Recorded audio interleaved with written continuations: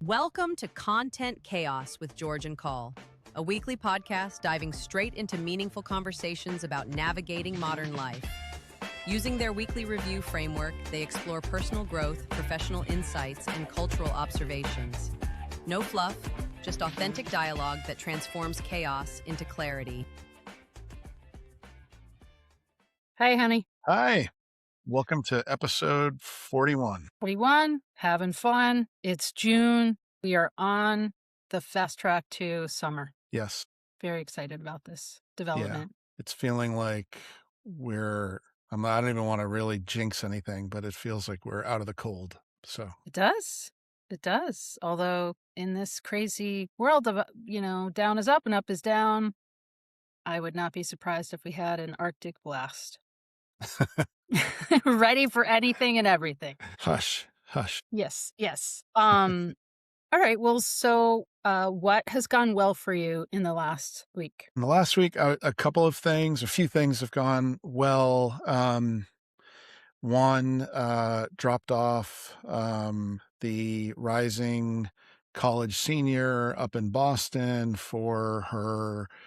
That's where she's living for her Cambridge internship, and that was pretty seamless. Went really well, but just the whole thing, just her. It would have been a lot easier to stay here and take an internship in New York, but she saw this. She really wanted this. She made it happen. She's putting herself out there, coming back from Madrid and after just a couple weeks at home, learning to navigate she was born there, but doesn't know it and doesn't know the city, and learning how to navigate it and just doing that on her own.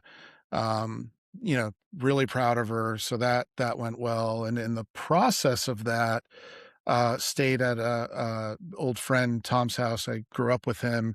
Very, really brief visit. Nate was with me, and we, got to catch up just for a few minutes in the morning before heading back down here to Jers. But that was also nice. It's just we stay in touch. We're always in touch, but it's just it's nice to be physically present with someone and catch up. And then the last week has been really productive. My new report series from a work perspective that launched. It's getting a lot of traction, a lot of engagement, and I continue to push new pieces out as a part of that. And it's just getting the results are really good. So folks want to work on it with me and get into some future sponsorship type stuff. So, really good. So I'm feeling it's been a good week from those perspectives. Awesome. Yeah. Yeah. Good stuff. How about you? What went well? Um, I was just sitting out enjoying the greenery in the backyard in the bird sanctuary that is our backyard. And um just, enjoying the weather, really enjoying the progression of the academic phase of my career. Um, when I was young, whatever, I'm 50, so maybe I still am young, all things Yeah. considered.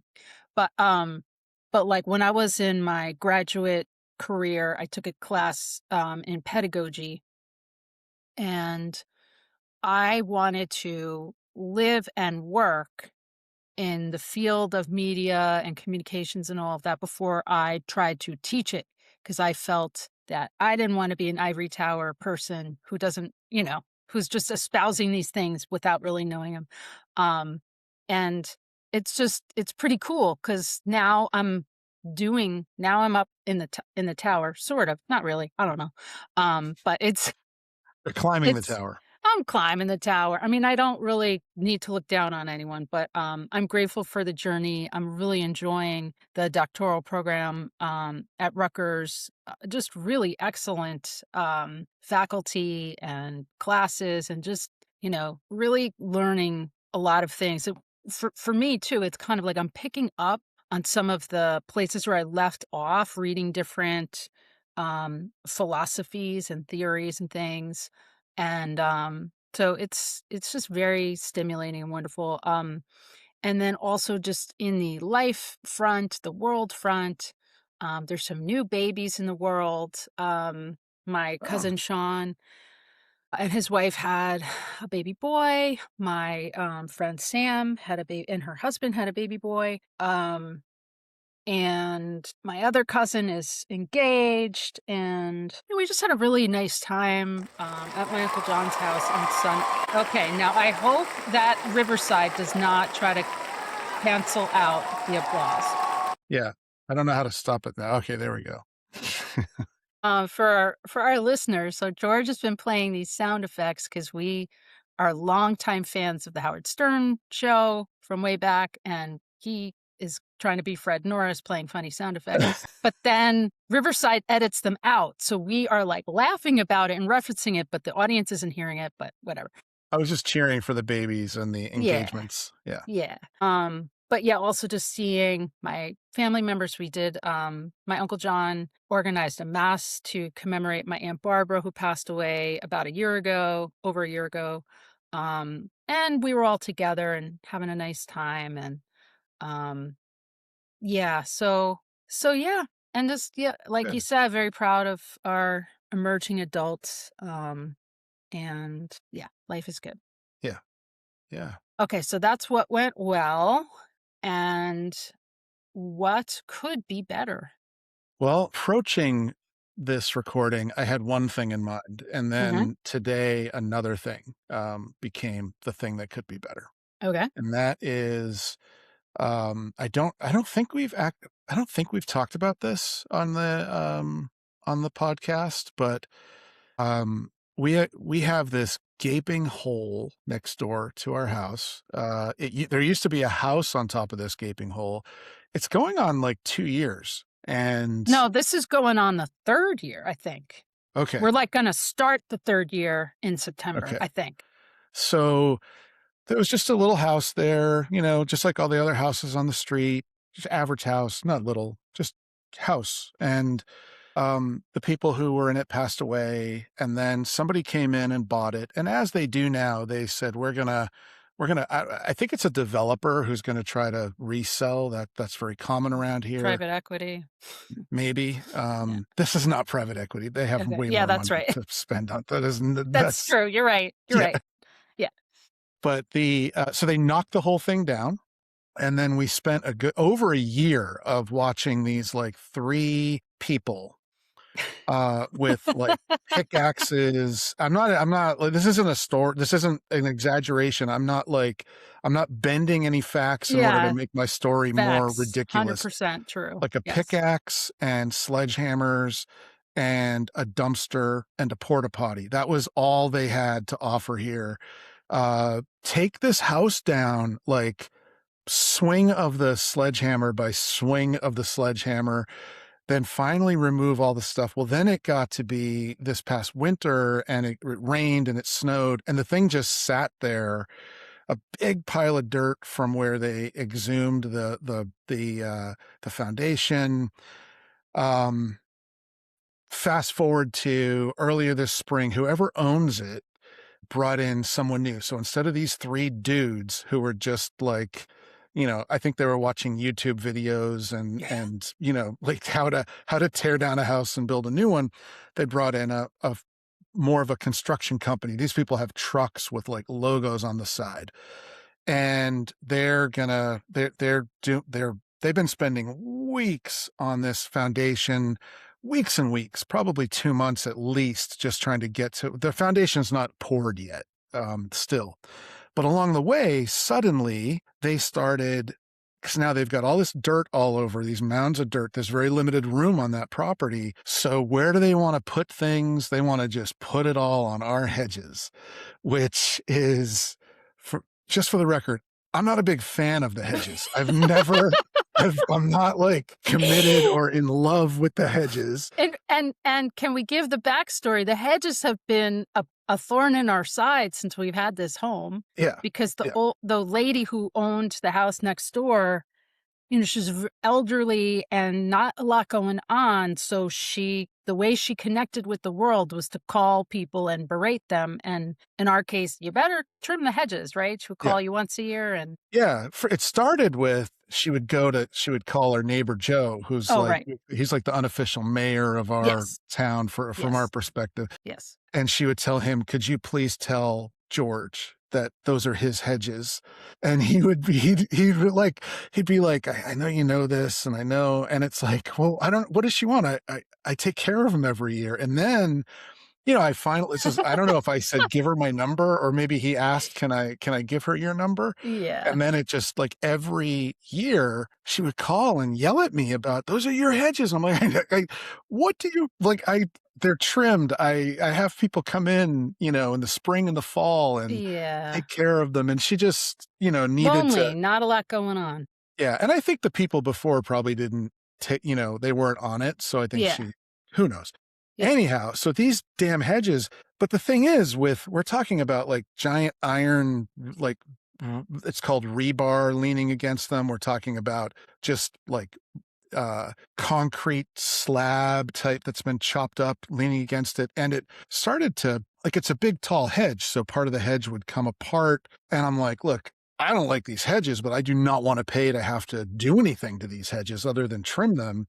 And so I had gone over there multiple times and I would talk to them and say, look, I don't really care what you do with it if it's just not on the hedges. Not just don't Yeah. lean the stuff on the hedges. It's like I don't want to make you pay for it. I don't want to deal with it. Can you Yes. just not, yeah. Nothing would happen. Nothing would happen. So Mhm. then I called the city, the town, the building commission person, and he was very well aware of them and they're having big problems with them. So, we talked, assuming he did what he said he did, which was talk to them and they were going to, do something about it.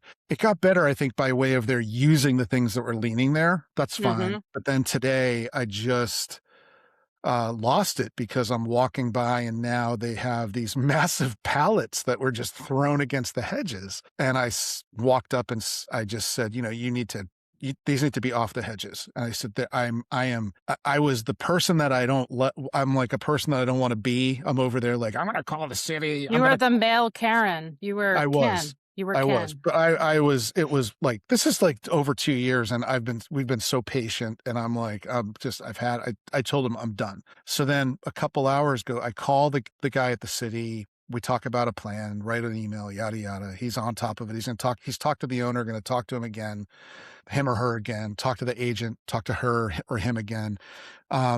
So then I go out there after a couple hours. So I have to take photos if they haven't moved them. And they, Mhm. of course they haven't moved them because they just like wave me off, But this time, I think because I told them I was going to call the cops earlier when I'm taking the photos, it caused someone to come over, were you taking photos? Yes. Why? And then we get into this whole thing about, about the hedges aren't yours. It's like the hedges are damn well mine. As much as Yeah. I hate them, they're mine. They're ours. And I was just telling him, look, you don't want to pay for any damage to the hedges. And I don't want to pay to fix the hedges.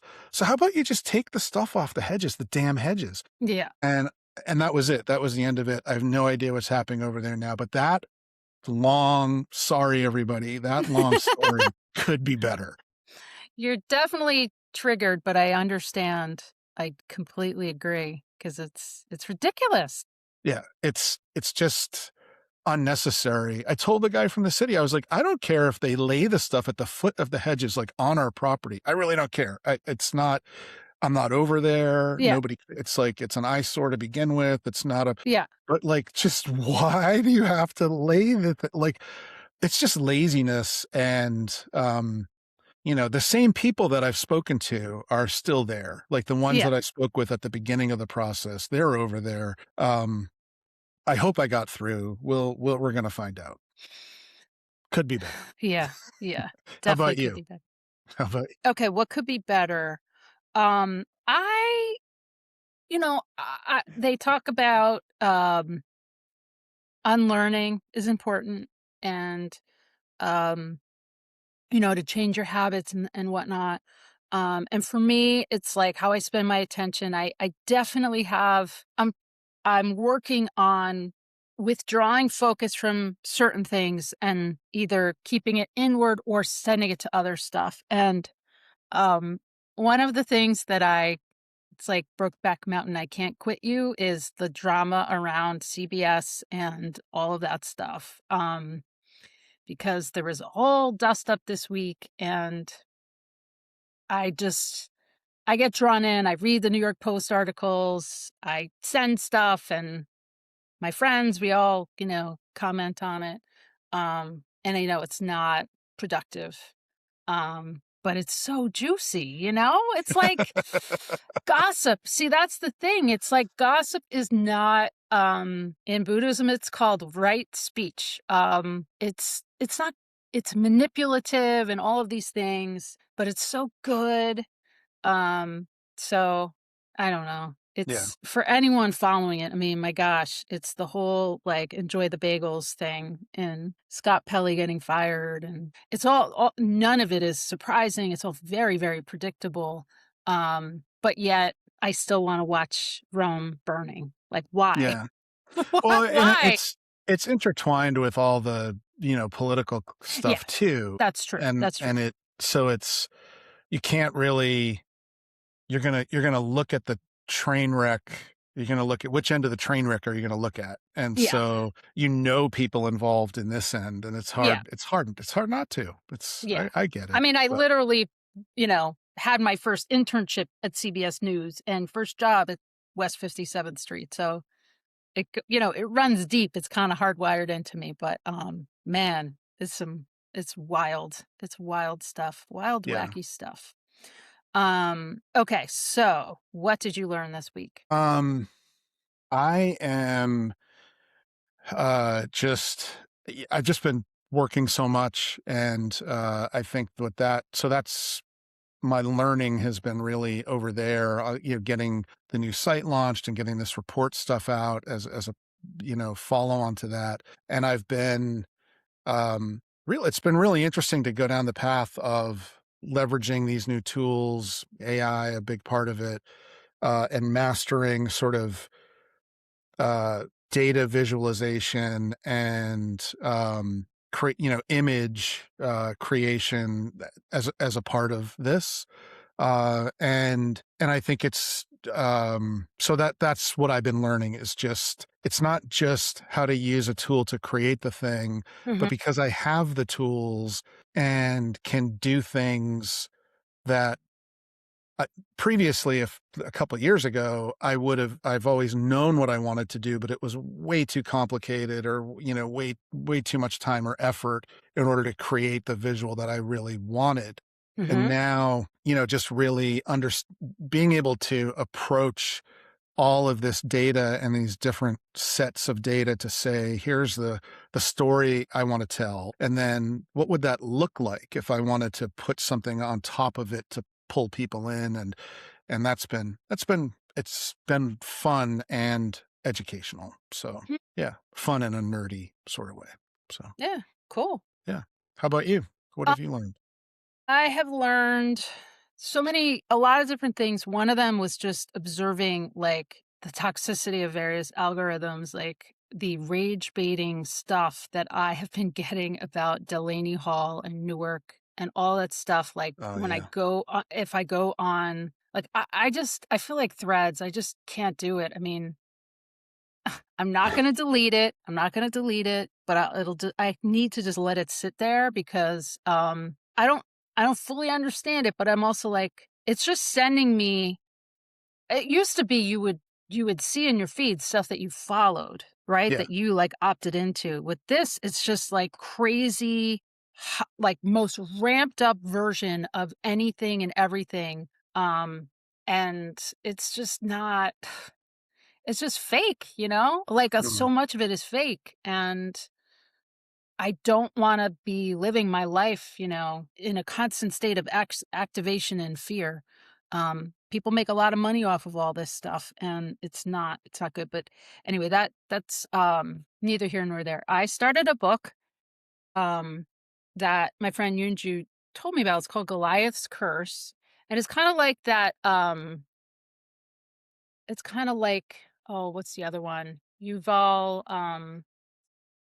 Harari. I'm saying his butchering his name. Ugh, I forget. But anyway, it's basically about the collapse of different civilizations over time and certain things that, they had in common that led to collapse, and that, it's possible, like, we might be in a quote unquote "collapse" right now. Okay. Some days it certainly feels like it. But, while things are in collapse, other things are also seen being built. It's not, the necessarily end of everything. But I just want to read this one little thing.